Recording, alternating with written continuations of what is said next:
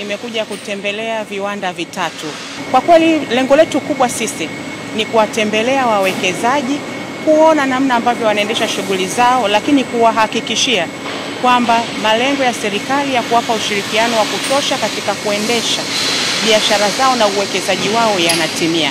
Kwa hiyo tumekuja, tumetembelea shughuli zao na wao wenyewe tunawashukuru sana. Wamesema mchango ambao serikali inawapa kwenye kuhakikisha wanaendesha uwekezaji wao, na tumekubaliana changamoto zile ambazo wametupatia sisi tutaendelea kuzipatia kazi, kwa sababu sio changamoto nyingi, ni changamoto tu za kuboresha, kuhakikisha tunaendelea kuimarisha uwekezaji wa viwanda. Kiwanda cha kwanza ambacho tulitembelea wanazalisha takriban mita za mraba milioni 14.4 za marumaru kwa mwaka, na ni kiwanda ambacho kinachangia ajira za moja kwa moja takriban 1600.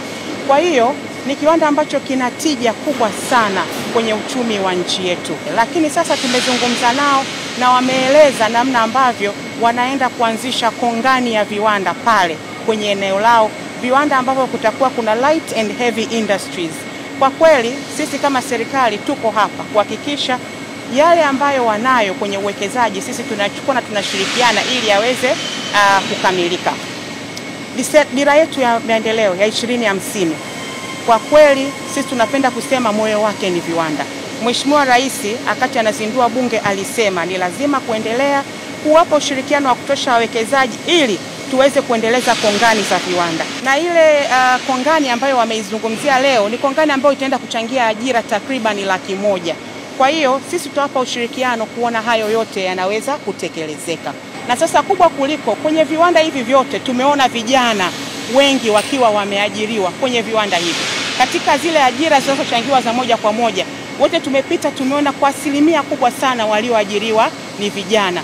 Na hii ndo kazi ya serikali kuhakikisha tunachagiza uwezeshaji ili kuweza kutoa mwanya zaidi wa vijana kuweza kupata fursa za ajira katika uwekezaji na katika fursa ambazo zinatokea katika nchi yao.